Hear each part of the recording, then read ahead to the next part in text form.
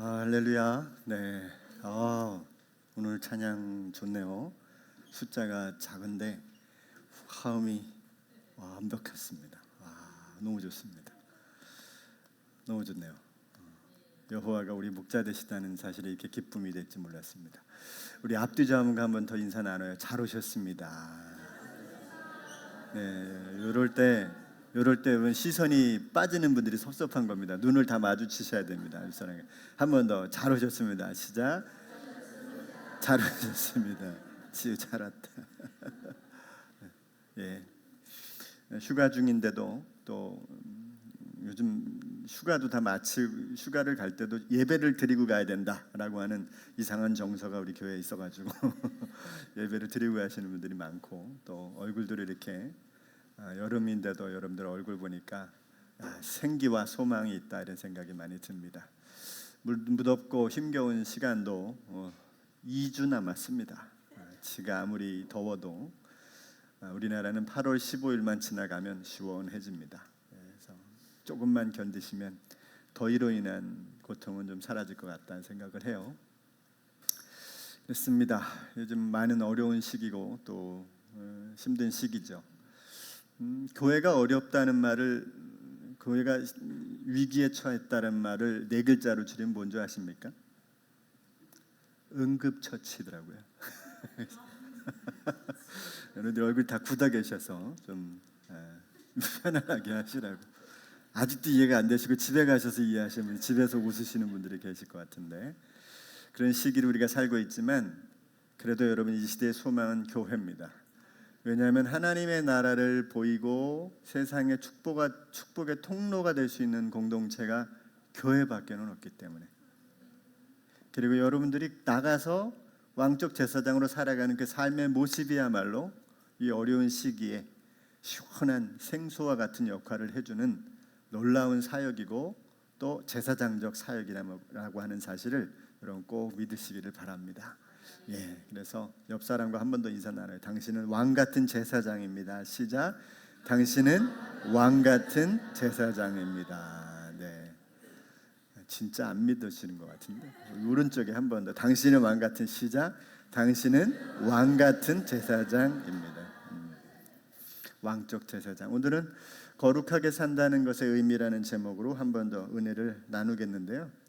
지난주에 말씀을 통해서 힌트를 좀 얻어서 본문을 바꿨어요. 제가 동일하게 이제 경건의 삶이라고 하는 문제를 좀 다루고 거룩하게 산다는 것의 의미를 좀 찾아보려고 했는데, 지난주에 히브리서 13장 15절을 읽으면서 16절을 겸하여 읽으니까 더 기가 막힌 내용의 말씀인 거예요. 그래서 지난주 보면서 수직적 예배가 또 수평적 예배가 이렇게 나눠진다. 수직적 예배는 위로 열려지는 예배인데, 성도들이 드리는 예배인데요, 히브리서 13장 15절을 세 번역으로 하면 이렇습니다. 그러니 우리는 예수로 말미암아 끊임없이 하나님께 찬미의 제사를 드립시다. 이게 이제 권면이거든요. 권면이거든요. 그렇게 합시다. 이것은 곧 그의 이름을 고백하는 입술의 열매이기 때문입니다. 그렇게 얘기하는 거예요. 여러분, 지난 한 주간 찬양 열심히 부르셨습니까? 네, 열심히 들으셨습니까? 또 여러분들이 할 수 있는 한 여러분들의 찬양에 대한 중요한 거 한두 곡씩을 여러분이 딱 잡으시고 그 노래를 한 주간 내내 부르세요. 그러면 그 노래가 능력이 되고 힘이 되고 소망이 되고 기쁨이 될 때가 많습니다. 견딜 수 있는 힘을 주시고 이겨낼 수 있는 능력을 또 주시죠. 16절에는 수평적 예배를 또 얘기해요. 그게 오늘 우리가 읽은 본문의 말씀인데, 선을 행함과 가진 것을 나눠주기를 소홀히 하지 마십시오.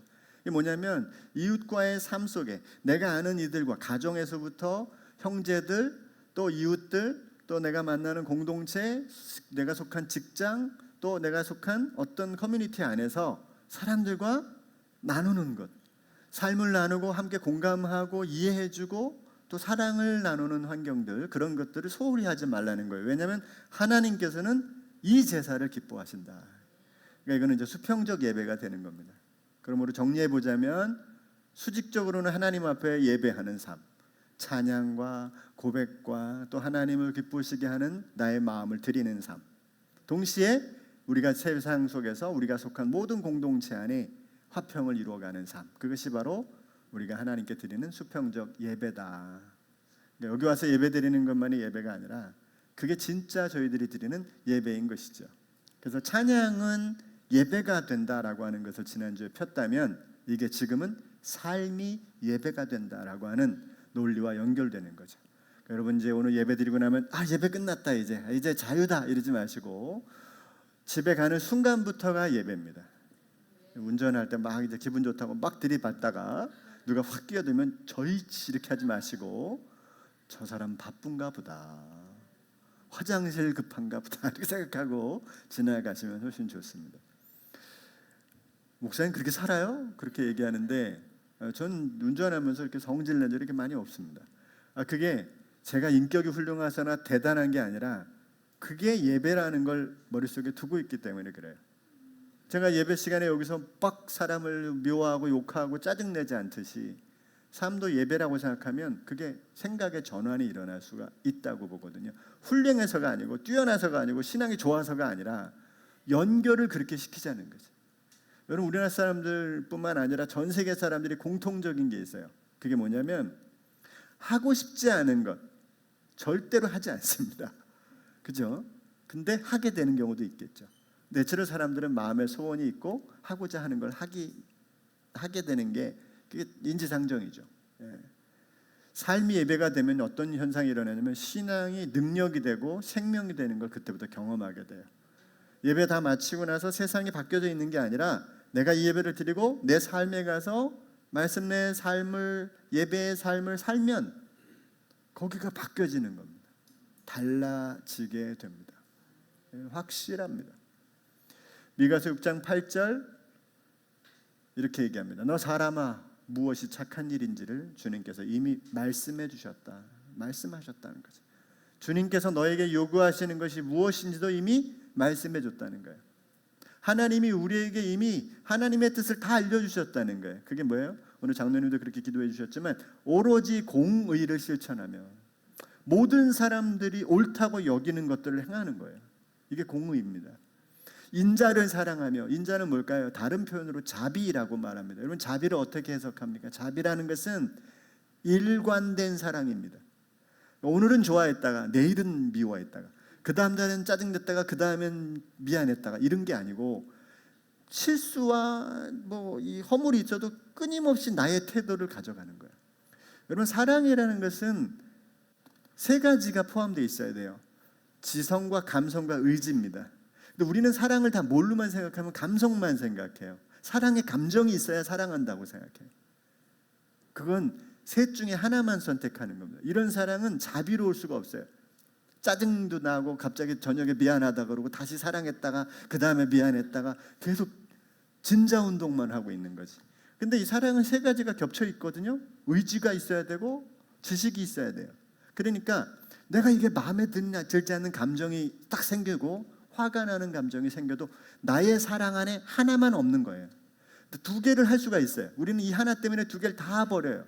밥도 안 차려주고 인사도 안 하고 얼굴 짜증 부리고 얼굴만 보면 미워하고 이렇게 되는 거지. 근데 사랑은 그게 아니고 동일하게 일관된 태도를 갖는 거예요. 마음에 불편함이 있을 수 있죠. 나랑 생각이 다르고 판단이 다르고 그 중요한 결정에 부딪힘이 없을 수 있겠어요? 그런데 그때 동일한 태도를 유지하는 거, 그게 사랑이에요. 무슨 열심히 사랑 이렇게 막 그건 도파민에 의한 잠깐의 감정적인 변화인 겁니다. 그냥 꾸준히 내가 하는 태도를 갖추고 있는 거예요. 내가 하는 일을 꾸준히 가는 겁니다. 상대방이 뭐라 그러든 어떤 이야기가 들려오도 내 삶을 그대로 가져가는 거죠. 그게 인자예요. 인자를 사랑한다는 말은 뭐냐면 그렇게 살기를 반복하고 최선을 다하는 걸 말하는 거죠. 겸손히 내 하나님과 함께 하는 것이 아니겠느냐라고 하나님은 이미 우리에게 말씀하셨다는 거죠. 또 로마서 12장 1절부터 보면 형제 자매 여러분, 그러므로 나는 하나님의 자비하심을 힘입어 여러분에게 권합니다. 권면이에요. 명령이 아니에요. 바울도 자기도 그 안에 속해 있다는 겁니다. 여러분의 몸을 하나님께서 기뻐하실 거룩한 산 제물로, 삶에서 그렇게 제물이 되는 것을 하나님이 받으시는 삶을 살아내라는 거죠. 이것이 여러분이 드릴 합당한 뭐라고요? 예배입니다. 그러면 여러분 우리의 예배는 지금부터 시작해서 그 다음 주에 축도까지 또 연속되는 겁니다. 예배는 끊어지는 게 아니에요. 예배는 삶에서 계속 연장되는 겁니다. 또 사무엘상 15장 22절에 보면 이렇게 말합니다. 사무엘이 나무랐다. 주님께서 어느 것을 더 좋아하시겠습니까? 이거 누구한테 한 말이냐면 사울 왕에게 한 말이에요. 사울 왕이 전쟁에 이겼는데 전쟁에 이기고 보니까 전쟁의 전리품을 딱 볼 수 있잖아요. 거기 막 소도 있고 양도 있는데 하나님이 명령하길 야, 다 죽여라 그랬다고.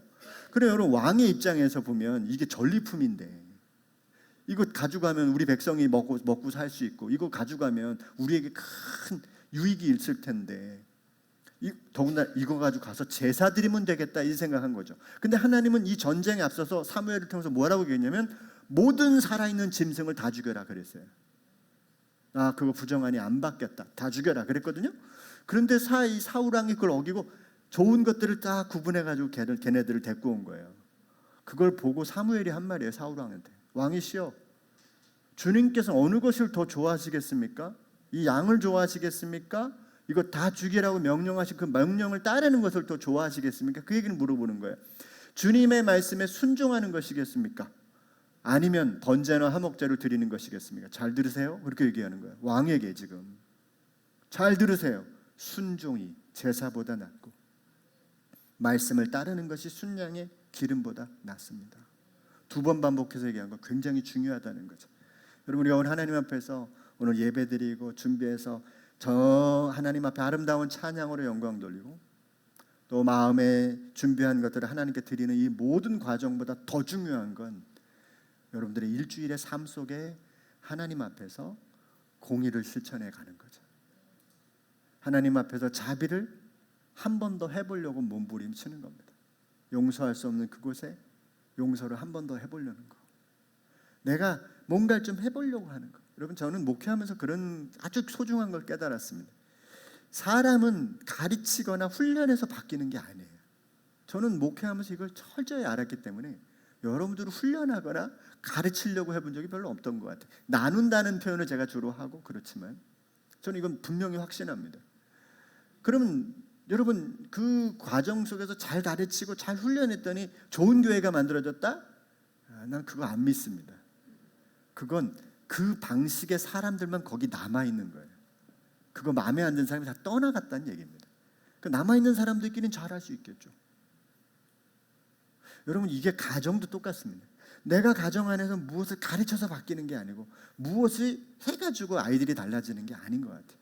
성경은 본을 보인다고 얘기하는 거예요. 그냥 그대로 삶을 살면 그대로의 삶이 그 자녀들에게 그대로 투영되는 겁니다. 사고가 투영되고 삶이 투영되는 것뿐이고 또 제가 생각해보면 우리 교회는 장로님들부터가 무슨 식사를 하실 때 보면 먼저 벌떡벌떡 일어나가지고 장로님들부터가 다 하세요. 장로님부터 대걸레 자루 들고 청소를 하세요.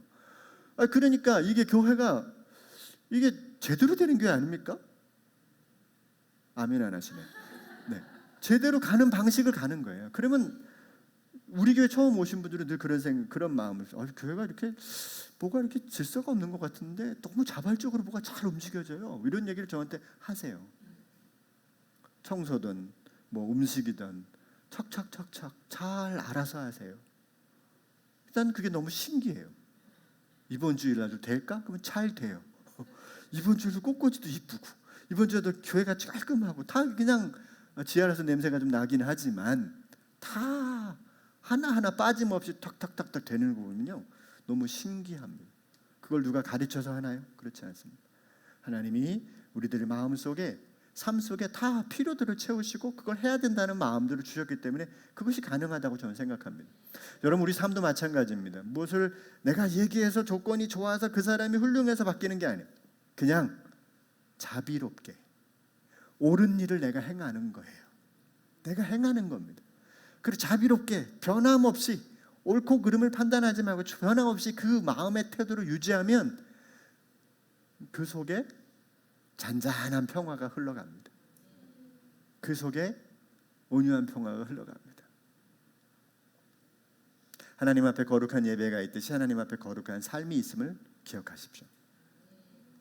오늘은 그 성경이 제시하는 거룩한 삶을 어떻게 살 것인가를 잠깐 나눠 보려고 합니다. 첫 번째, 우리가 거룩한 삶의 출발이 뭐냐? 한번 따라서 해볼까요? 세상을 본받지 않는 삶. 자, 이게 되게 중요합니다. 세상을 본받지 않는 삶이 우리가 거룩한 삶을 살아가는 다 아는 말씀이지만 첫 번째 길입니다. 로마서 12장 1절 2절을 아까 읽었지만 한 번 더 읽겠습니다. 시작. 형제 자매 여러분, 그러므로 나는 하나님의 자비하심을 힘입어 여러분에게, 기가 막히죠. 하나님의 자비가 뭐라고? 자비가 뭐라고요? 일관된 사랑. 하나님 몸을 잘못한다고 하나님이 하늘에서 그냥 불을 내리고 벼락을 쳐서 우리를 뭐 어떻게 하는 게 아니에요. 하나님은 늘 우리가 어떤 상황을 지나든지 우리들을 일관되게 사랑해 주시는 그 사랑으로, 그 사랑을 이 바울이 경험했기 때문에 이걸 권한다는 거예요. 자, 뭐 어떤 걸 권하느냐? 시작. 여러분의 몸을 하나님께서 기뻐하실 거룩한 산 제물로 드리십시오. 이것이 여러분이 드릴 합당한 예배입니다. 자, 우리들의 몸을 드리래요. 우리 삶을 드리래요. 자, 그럼 어떻게 드리느냐? 2절 시작. 여러분은 이 시대의 풍조를 본받지 말고 마음을 새롭게 함으로 변화를 받아서, 잘 읽어보세요. 여러분은 이 시대의 풍조를 본받지 말라는 거예요. 풍조를 본받지 말고 마음을 새롭게 함으로 변화를 받으래요. 그리고 어떻게 해요? 시작. 하나님의 선하시고 기뻐하시고 완전하신 뜻이 무엇인지를 분별하도록 하십시오. 여기 지금 말하고 있는 거잖아요. 뭐라고? 이 시대의 풍조를 본받지 말고 마음을 새롭게 함으로 변화를 받는 일을 이야기하는 거예요. 근데 먼저 첫 번째 뭐냐면 이 시대를 본받지 말라는 거죠. 이 시대. 자, 여기서 말하는 이 거룩한 삶의 첫 출발은 세상을 본받지 않는 것인데요. 이 본받는다는 말은 성경에 두 가지로 쓰여져요. 하나는 미메테스라는 단어인데 이게 대단히 중요한 단어입니다. 왜 중요하냐면 여러분들 신앙생활은 어떻게 하느냐, 믿음 생활은 어떻게 하느냐, 제가 몇 번을 강조했던 것들인데 흉내부터 출발하는 거예요. 여러분 모든 세상의 학문도 예술도 다 뭐부터 출발해요? 흉내부터 시작이 돼요. 흉내를 잘 내면 이제 자기가 그 흉내를 통해서 배우는 거예요. 이렇게 배우지 않는 게 아무것도 없습니다. 더군다나 지금은 공교육이라는 게 있어서 가르치는 걸 아이들이 따라가는 거지만 공교육은 18세기에 만들어진 거예요. 그거는 어떻게 보면 공교육의 단점이 너무 많아. 공교육은요, 한계가 너무 많아요. 공교육은 잘해도 결국은 뭐가 되느냐? 어디 가서 수행자가 되는 거예요. 네? 그걸 잘해서 어떤 것을 수행하는 사람이 돼요. 근데 18세기 이전엔 다 교육이 어떠냐면 도제교육이었어요. 도제교육이 뭘까요? 스승을 따라가는 겁니다. 스승이 살았던 삶을 그대로 따라가면서 교육을 받는 거예요. 그래서 스승처럼 돼가는 겁니다. 처음엔 스승을 흉내내다가 나중엔 자기의 모습으로 스승과 다른 경지에 오르는 삶이 만들어지는 거거든요. 그래서 성경에는 미메테스라는 말은 그때 사용됩니다. 바울이 이렇게 말이죠. 여러분들 나를 본받으세요. 내가 예수님을 본받은 것처럼 여러분들은 나를 본받으세요. 이게 얼마나 교만한 말입니까? 그 말이 미메테스예요. 내가 예수 그리스도를 바라보고 따라가는 그 삶을 여러분도 흉내내 보세요. 그러니까 신앙은 처음엔 잘 몰라요. 근데 그렇게 흉내내다가 보니까 어느 순간에 말씀도 들어오고 찬양도 들어오고 기도할 수 있는 능력도 배우게 되는 거예요. 그죠? 이 두 번째 얘기하는 쉬스케마테조라는 이 본받다라는 말은 인격적이고 내면적인 얘기가 아니라 형식을 말하는 겁니다. 형식, 방식을 말하는 겁니다. 방식을, 내면을 얘기하는 게 아니라 그 방식을 말하는 건데, 내적인 인격과 삶에 대한 건 나를 본받아라라고 얘기했던 말씀이고, 이 시스케마트조란 말은 삶의 형식과 틀, 이건 본받지 말라 이런 말이죠. 이 틀이 왜 중요하냐면 말투, 우리가 세상을 살아가는 말투, 식성, 기호식품, 관계, 태도들에서 이게 그대로 드러나기 때문에 그래요. 말투에 이게 드러나기 때문에 그렇습니다. 저는요, 일주일 만에 욕이란 욕은 다 배웠던 경험을 가진 사람입니다. 제 초등학교 2학년 때 모든 욕을 다 배웠습니다. 동네가 깡패 동네를, 우리 아버님 어머님이 이사를 가신 거예요. 애도 깡패, 형도 깡패, 아빠도 깡패, 엄마도 깡패야. 동네가 다 깡패야. 얼마나 그 애들이, 제가 한번 말씀드렸죠. 놀면 어떻게 노느냐? 돌멩이를 가지고 놀고, 돌멩이를 서로 맞추면서 놀아요. 그리고 이제 연탄재를 가지고 싸움을 하는 거야. 이 빈 연탄재로. 그럼 어떻게 되겠어요, 애들이? 예? 끝나고 나면 쟤나 나나 다 해. 그냥 연탄재로 가서 무조건 찍는 거예요. 근데 그렇지 않으면 그 동네에서 살아남을 수가 없는 거예요. 제가 초등학교 2학년 때 간 동네가 그래. 우리 부모님은 잘 몰라요. 근데 그 동네에서 살아남으려면 어떻게? 입이 욕이 돼야 돼요. 입이 욕이 쫙 끝에, 시작과 끝에 욕이 쫙 깔려야 이게 되는 겁니다. 그걸 제가 일주일 만에 완전 마스터해서 모든 욕이라는 욕은 제 입에서 쭉 구사가 돼서 뜰 때가 있었어요. 하나님의 은혜로 한 방에 끊었는데 제가, 여러분 이 세상의 방식은 이런 겁니다. 가서 그대로 그 습관이 내게 들어오고 내게 차용되는 거죠. 그걸 딱 배우기 시작하면 금방 얻어지는데, 저와 여러분들은 일생을 살면서 이 세상의 습관에 딱 붙들려 살았어요. 여러분 이 세상 습관이 뭔지를 제가 몇 가지로 딱 구분해 드릴게요. 이 세상의 습관이 뭐냐? 그건 비교입니다. 다른 사람과 나를 비교하는 이 세상 습관입니다. 금방 0.001초 만에 다른 사람과 나를 비교하는 습관이 사람들에게 있어요. 또 경쟁합니다. 모든 사람을 다 경쟁해 두고 있어요. 또 학교도 다 경쟁하게 만들어요. 자기 중심적인 사고가 이 세상에 만연되어 있어요. 자기 중심적인 사고 꽉 들어차 있어요. 뭐든지 나 중심으로 해석하고 나 중심으로 판단하고 내게 좋은 게 좋은 거예요. 현세주의가 가득합니다. 이 땅의 삶에 대한 필요들만 채우면 되는 거예요. 미래와 죽음 이후의 삶은 요즘에 생각해 볼 수가 없을 지경이에요. 이게 지금 이 시대를 꽉 잡고 있는 흐름들입니다. 또 물질주의가 가득합니다. 더군다나 요즘에 우리 주식이 올라간다고 난리 버거지잖아요. 다들 얼마나 힘들어하는지 모릅니다. 얼마나 괴로워하는지 모릅니다. 또 진화론적 사고방식, 이게 뭐예요? 사람이 우연히 만들어진 거예요. 진화론적 사고방식은 우리는 어디서부터 왔다? 원숭이부터 왔다는 거죠. 우연히 진화해서 여기까지 이르는 거예요. 아메바가 우리들의 조상인 겁니다. 이게 진화론. 나는 아무리 생각해도 그건 받아들이고 싶지가 않아. 원숭이가 우리 조상이라는 거 아무리 생각해도 받아들이고 싶지가 않아. 네? 여러분, 근데 여기서부터 우리의 모든 생각과 말과 행동이 나와요. 나한테 이익이 되는지 안 되는지 금방 판단하고, 이게 나한테 도움이 되는지 안 되는지만 판단해서 모든 걸 상대하려고 해요. 이게 우리들이 세상을 살아가는 환경 속에 다 있습니다. 제가 이제 언젠가 한 4주 후에 말씀 전할 메시지인데요. 아니 우리가 하나님 없이도 잘 사는데 좋은 인격 가지고 그래도 품위를 유지하고 사는데 꼭 굳이 신앙을 가져야 돼? 이런 생각을 갖고 있는 분들이 있어요. 근데 여러분은 어떻게 생각하는지 모르지만 그렇게 사는 분들이 많이 있죠, 세상에. 그런데 여러분 본질적으로 들어가면, 인간의 본질 깊은 속으로 들어가면 여러분 해결될 수 없는 문제가 있습니다. 그게 이 비교, 경쟁, 자기중심, 이게 확 사람들 속에 침잠되어 있는 사고 중에 하나이기 때문에 그래요. 여기서부터 저와 여러분들은 벗어나기 시작해야 돼요. 뭐부터? 비교하는 것부터 벗어나야 됩니다. 다른 사람과 비교하지 마셔야 돼요. 다른 사람과 경쟁하지 마셔야 돼요. 그 사람을 성공시키고 그 사람을 세워주고 돕는 역할로 가야 되는 겁니다. 이게 하나님의 방식이에요. 하나님의 아들이 이 땅에 와서 자기를 죽여 우리를 살린 거 아니에요. 그게 기독교 방식이죠. 또 현세주의에서 벗어나는 이런 습관들이 우리 속에 있다는 걸 깨닫고 자꾸 벗어나려고 하는 것, 이게 이 세상에서 벗어나는 길이죠. 12장 2절을 상반절을 여러분 직역을 하면 이렇습니다. 너희 세계관의 근본적인 새로워짐을 통해 애벌레가 나비처럼 되듯이 자신을 완전히 탈바꿈되게 하라. 나를 이 세상에서 살아가는 삶에서부터 완전히 탈바꿈되게 자신을 만드는 일, 그게 세상을 본받지 않는 일입니다. 쉽게 말하면 우리 입장에서는 생각이 바뀌지 않으면 아무것도 할 수 없다는 거예요. 나의 생각 속에 나의 중심이 있고 현세주의가 있고 비교하는 마음이 있고 경쟁하는 마음이 있는 것에서 내 생각이 바뀌지 않는 한 내 삶은 이 세상에서 하나님이 원하시는 이 삶을 살아내기가 불가능하다는 거죠. 무슨 그 가능해요? 좀만 더 들어보시죠.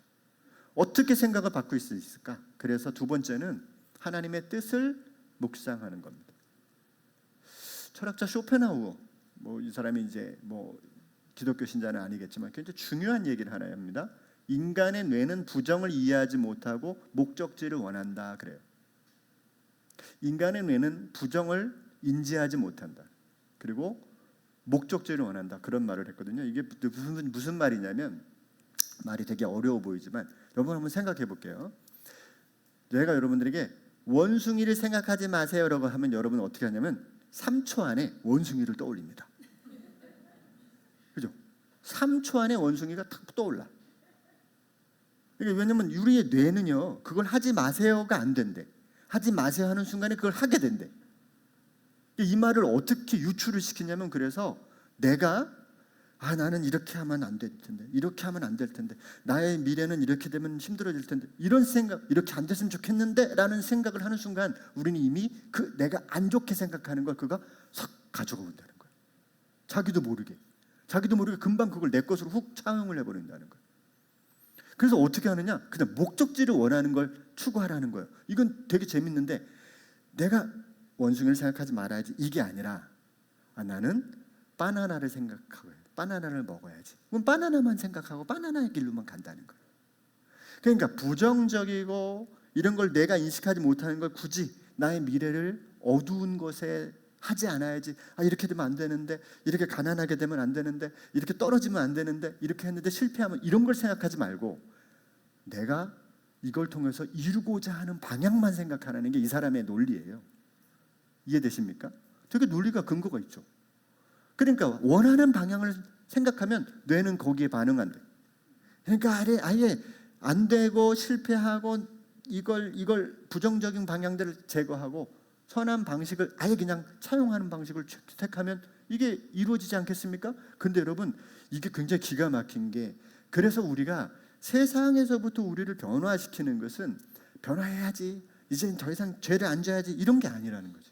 하나님의 방식을 내 마음속에 자꾸 두다 보면 어느 순간에 하나님의 방식이 내 마음속에 들어와 있다는 거예요. 들어와서 나를 움직여 갈 수 있는 말이 되고 행동이 되게 만들어 주신다는 거예요. 이게 우리가 하나님의 거룩한 삶, 요청하는 삶을 사는 두 번째 길이라는 겁니다. 설교가 왜 필요할까요? 바로 그 삶을, 그 길을 찾는 겁니다.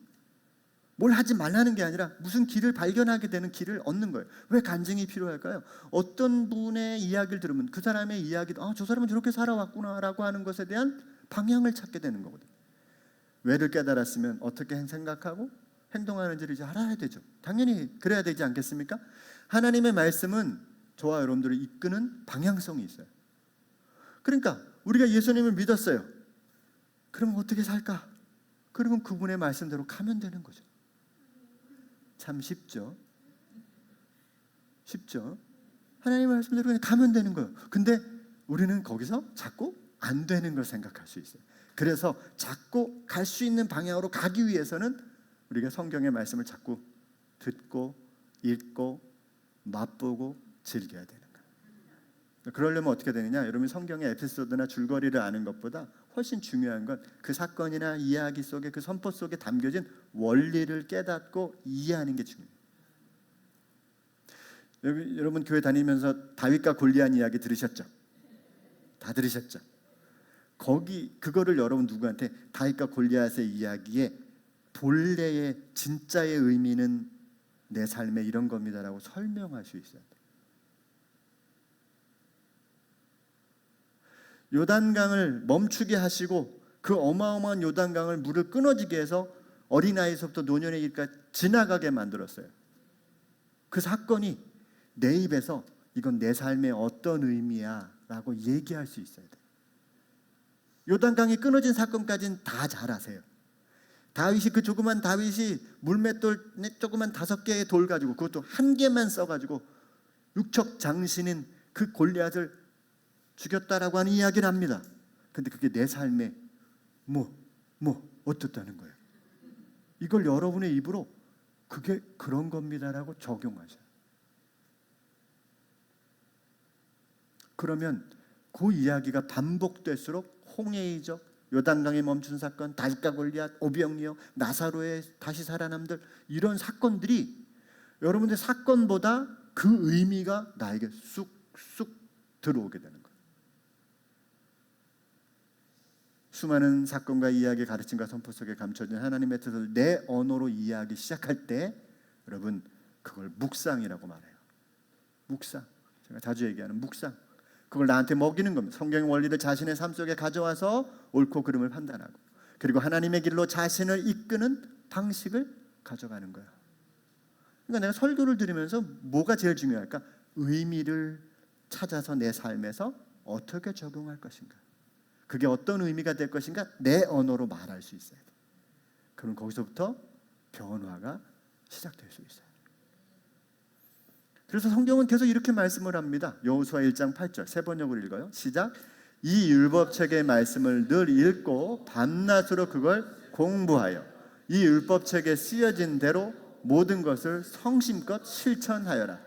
그리하면 내가 가는 길이 순조로울 것이며 내가 성공할 것이다.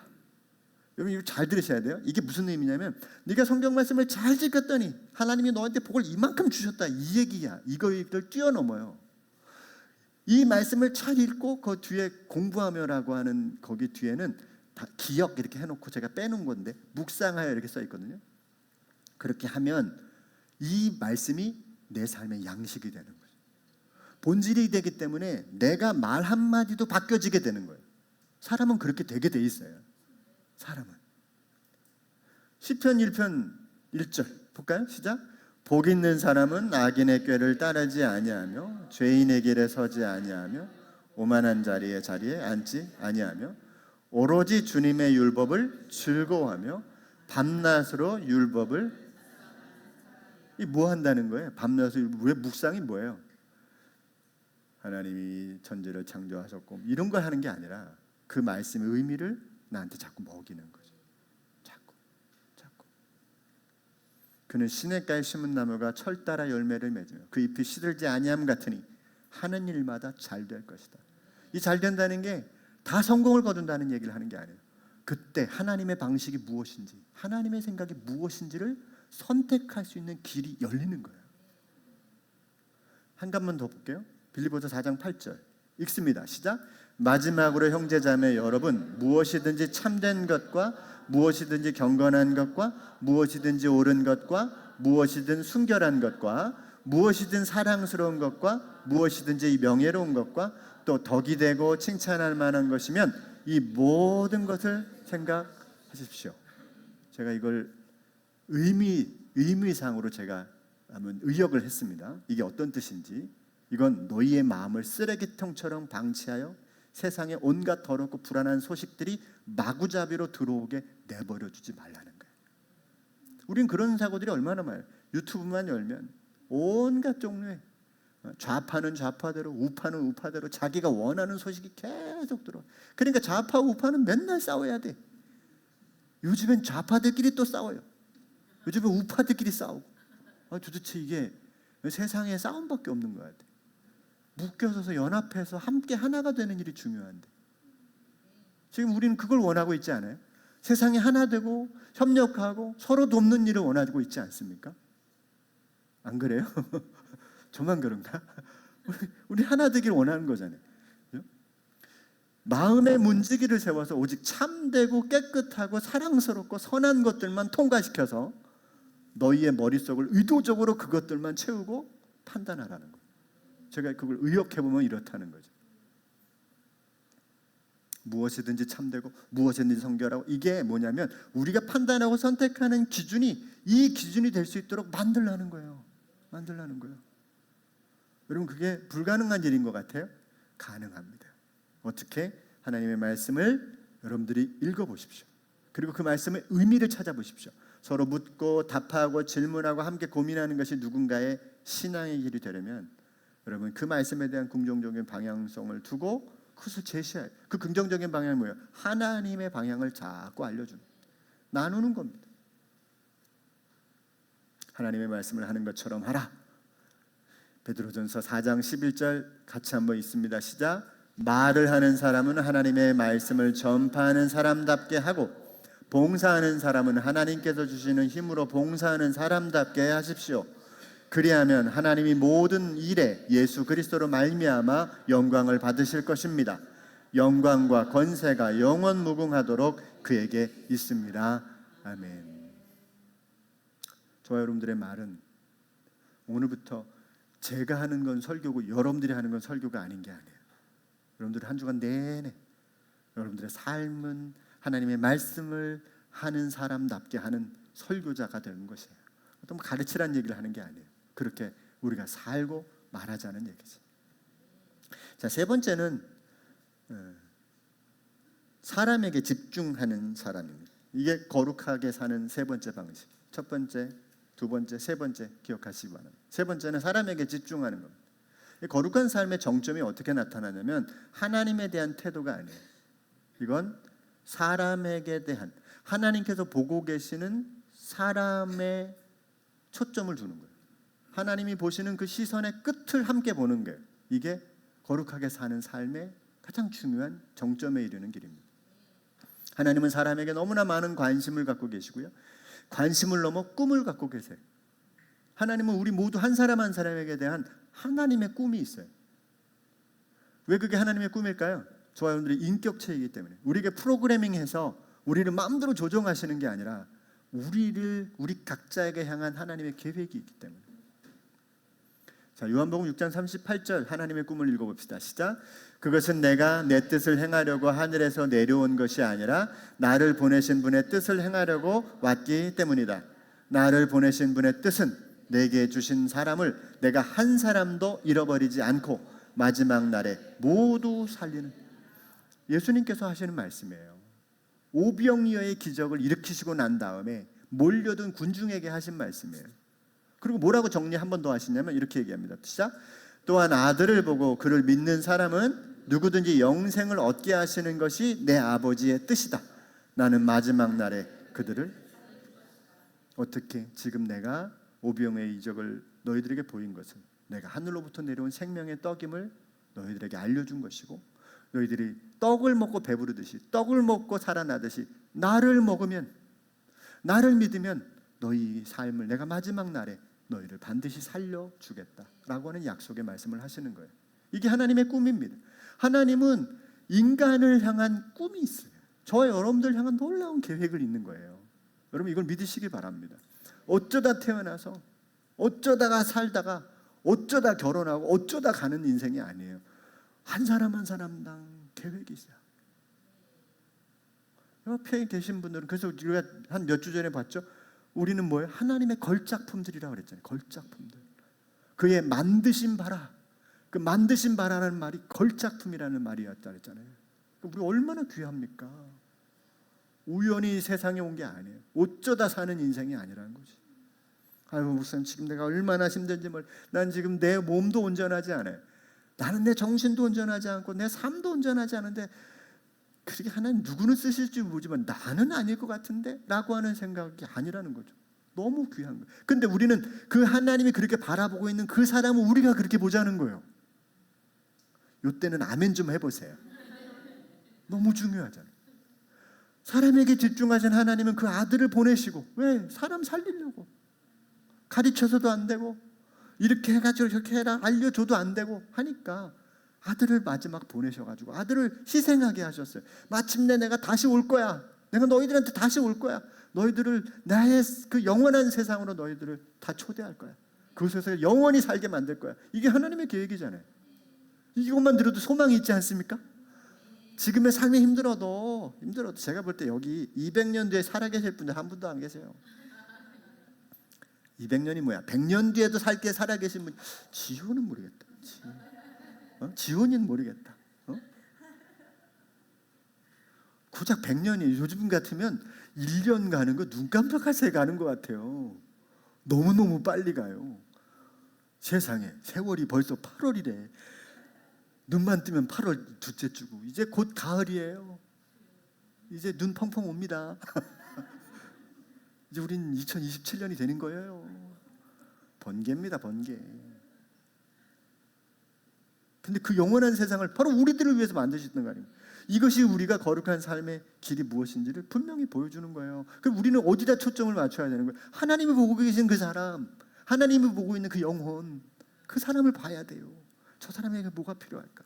내가 저 사람에게 어떤 의미가 있을까? 난 저 사람을 어떻게 도울까? 어떻게 저 사람의 삶에 은택하는 일에 내 삶이 좀 들여질 수 있을까? 여러분 이게 진짜 귀중한 거룩이에요. 여러분들이 그렇게 해서 제가 살았고 여러분들과 여러분이 그렇게 살아서 우리가 서로가 있는 거예요. 우리가 서로 독불장군이니까 나 혼자 어떻게 살고 나 혼자 어떻게 세상을 삽니까? 그렇게 이해해주고 봐주고 견뎌주고 참아주는 것 때문에 우리가 서로 사는 거잖아요. 이럴 땐 좀 아멘 좀 하세요. 신앙은 하나님께만 집중하는 것이 아니라 사람들에게 집중하는 거예요. 그래야 거룩한 삶이 만들어져요. 사람을 하나님의 시선으로 보는 집중력, 내 삶을 움직이는 목적이 사람이 되게 하는 집중력, 그건 우리 삶을 거룩하게 만드는 길이에요. 저 사람이 나를 거룩하게 만들어주는 거예요. 그 사람을 향해서 내 시선이 가기 때문에.